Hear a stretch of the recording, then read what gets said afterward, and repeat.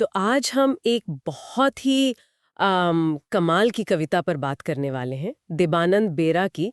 शीर्षक है माँ की कोख में बड़ा आराम था।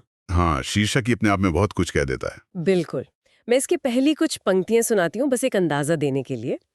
माँ की कोख में बड़ा आराम था, न देखना न सुनना न हंसना न रोना, न बोलना न चलना, सांस लेने की भी जरूरत न थी। हम्म, अब देखिए, पहली बार जब इसे कोई पढ़ेगा तो लगेगा कि ये बस जिंदगी की भाग दौड़ से थके हुए किसी इंसान की बात है। हाँ, एक तरह का नॉस्टैल्जिया। ठीक, लेकिन ये कविता उससे कहीं ज्यादा गहरी है।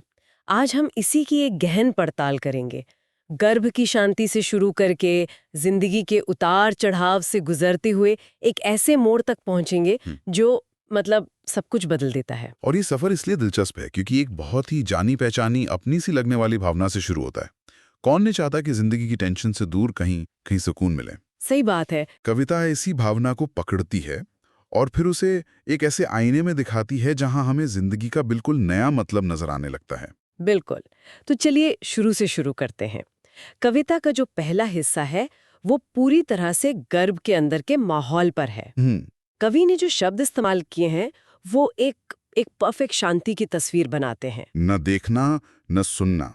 सांस लेने की भी जरूरत न थे। हाँ, ये एक ऐसी दुनिया है जहां कोई मेहनत नहीं है। कोई जिम्मेदारी नहीं, बस होना है। और जब हम आज की दुनिया के बारे में सोचते हैं ना, हाँ, हर तरफ शोर, हर वक्त कुछ करने का दबाव। तो ये स्थिति एक सपने जैसी लगती है। हाँ, और ये सिर्फ एक शारीरिक आराम नहीं है। अगर मनोवैज्ञानिक तौर पर देखें तो ये परफेक्ट सेफ्टी या पूर्ण सुरक्षा की चाहत है। अच्छा। एक ऐसी अवस्था जहां कोई उम्मीद नहीं तो कोई निराशा भी नहीं, कोई संघर्ष नहीं। कई मनोवैज्ञानिक मानते हैं कि इंसान के मन में कहीं गहरे में ये इच्छा हमेशा रहती है। उस पहली सबसे सुरक्षित जगह पर लौटने की इच्छा। बिल्कुल, ये कविता सीधे उसी नस को छूती है। ये सिर्फ एक बच्चे का अनुभव नहीं बल्कि हर उस इंसान की कहानी है जो कभी-कभी दुनिया से थक जाता है। और ये थकावट ये हमें कविता के दूसरे हिस्से में साफ दिखती है। कवि अचानक हमें उस शांत दुनिया से बाहर खींचकर बिल्कुल, असल जिंदगी की जमीन पर पटक देते हैं। हाँ, और वो लिखते हैं, जिंदगी की कश्मकश में दौड़ते भागते गिरते पड़ते।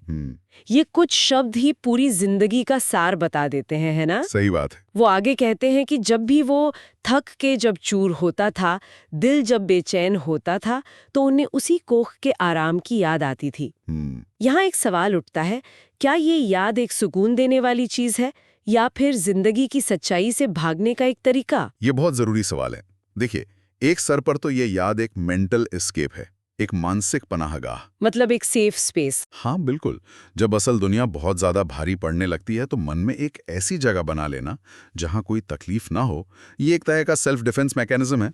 इसमें कुछ गलत नहीं है। कुछ भी गलत नहीं है, लेकिन कविता ये भी इशारा करती है कि अगर ये याद एक एक इच्छा बन जाए, एक ऐसी चाहत कि काश मैं वहीं लौट पाता, तो ये खतरनाक हो सकता है। अच्छा। क्योंकि ये हमें आज की चुनौतियों का सामना करने से रोक सकता है।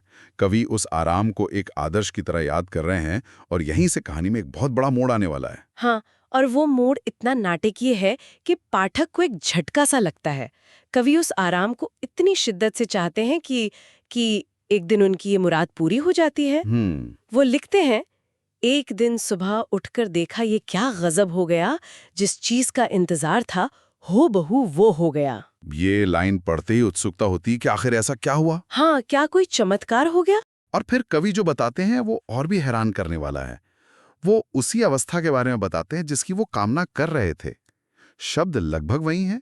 वही है, न देखना न सुनना न हंसना न रोना। हाँ, न बोलना न चलना। हाँ, एक पल के लिए तो लगता है कि शायद वो सच में किसी तरह उस शांतिपूर्ण अवस्था में पहुंच गए हैं। बिल्कुल। पाठक सोचता है, अच्छा तो उसे वो सुकून मिल ही गया। ठीक यही, मुझे भी पहली बार पढ़कर ऐसा ही लगा। लेकिन फिर एक छोटी सी लाइन आती है जो सब कुछ बदल देती है। कौन सी? सांस भी रुक गया था। ओह, और अचानक दिमाग की बत्ती जलती है। अरे, ये तो कोख नहीं है। ये तो मृत्यु है। हाँ, कवि को वो आराम, वो शांति मिल तो गई, लेकिन ये जिंदगी से पहले वाली शांति नहीं, जिंदगी के बाद वाली है। ये एक बहुत ही शक्तिशाली और चौंकाने वाला मोड़ है। बहुत ज्यादा। और यहाँ कवि की चतुराई देखने लायक है।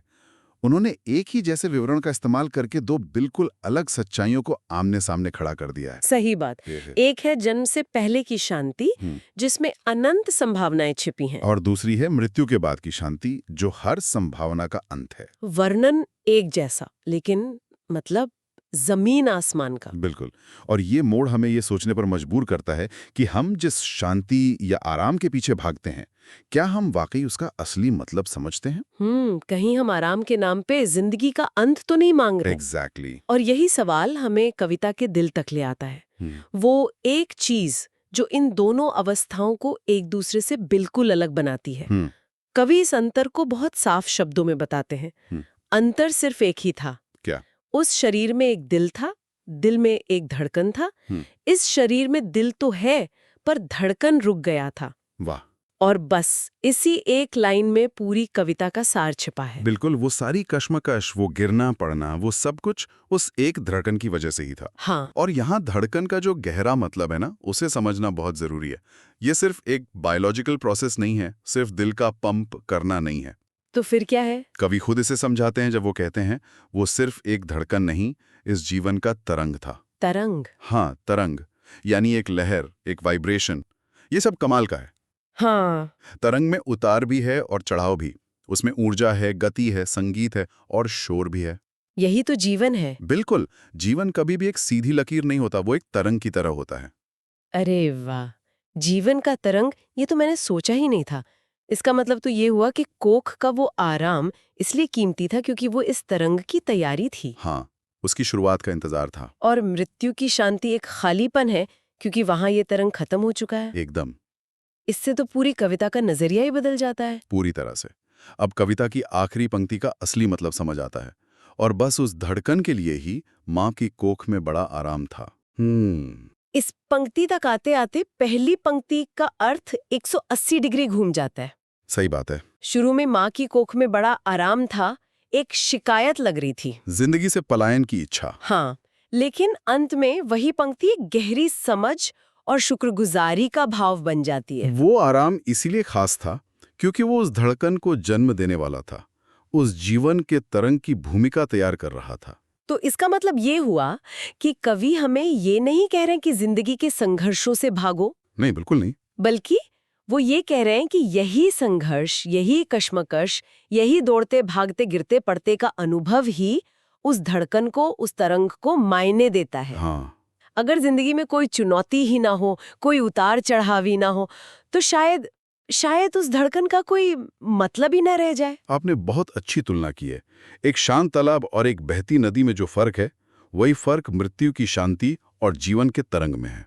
अच्छा। कविता हमें यही विरोधाभास दिखाती है। हम सब शांति और सुकून चाहते हैं, लेकिन जिंदगी का असली मजा और मतलब उसकी हलचल, उसकी बेचैनी और उसके संघर्षों में ही छिपा है। वो तरंग ही हमें एहसास दिलाता है कि हम जिंदा हैं। सुकून तो धड़कन रुकने के बाद वैसे भी मिल ही जाना है। कीमत तो उस वक्त की है जब दिल धड़क रहा है। बिल्कुल। तो कुल मिलाकर ये कविता एक साधारण सी याद से शुरू होती है, हमें जिंदगी की मुश्किलों का सफर कराती है और फिर एक ऐसे मोड़ पर लाकर छोड़ती है जहां हमें जिंदगी की कीमत का एहसास होता है। हाँ।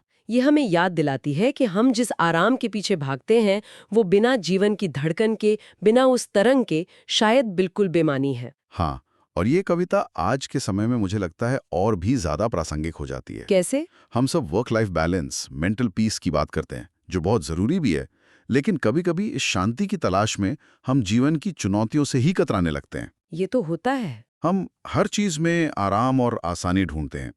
तो ये कविता एक चेतावनी की तरह है कि आराम की तलाश में कहीं जीवन के उस असली तरंग को ही ना खो बैठें।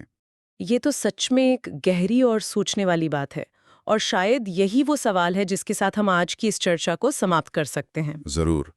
ये कविता हम सबसे एक सवाल पूछती है, और वो सवाल ये है, अगर जीवन की कश्मकश और संघर्ष ही हमारी धड़कन और उसके तरंग को असली मतलब देते हैं, तो क्या हम अपनी जिंदगी में शांति और आराम की तलाश में असल में उसी चीज से दूर भाग रहे हैं जो हमें सबसे ज्यादा जिंदा महसूस कराती है?